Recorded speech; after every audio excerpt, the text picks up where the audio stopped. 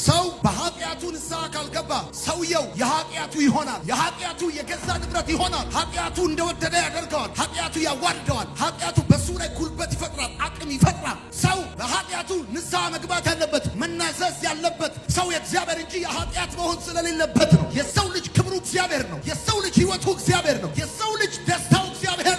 አንድ ሰው 2 ልጆች ነበሩት ይላል። አንደኛው ድርሻውን ተቀበለ፣ ሄደ። ድርሻውን ይዞ ሄደ፣ ወደ ሩቅ ሀገር ሄደ። ደነሰ፣ ጠጣ፣ ጨፈረ፣ ከሴተኛ አዳሪዎች ጋር የሚፈልገውን ሁሉ ሆነ።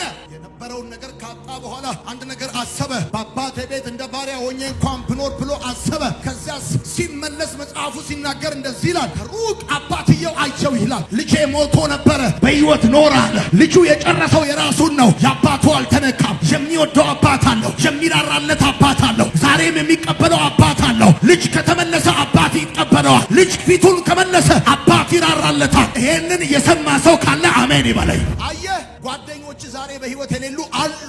አንተ ግን በሕይወት አለ። በልጥ ስለሆንክ፣ ፈጣን ስለሆንክ፣ ብርቱ ስለሆንክ አይደለም በሕይወት የቆምከው። እግዚአብሔር ነው በቸርነቱ የጠበቀ። እግዚአብሔር ነው በምህረቱ የከለለ። የተቆፈረብህ ጉድጓድ ነበር። የተወረወረብህ ቀስት ነበረ። በአንተ ላይ የተሰራ መሳሪያ ነበረ።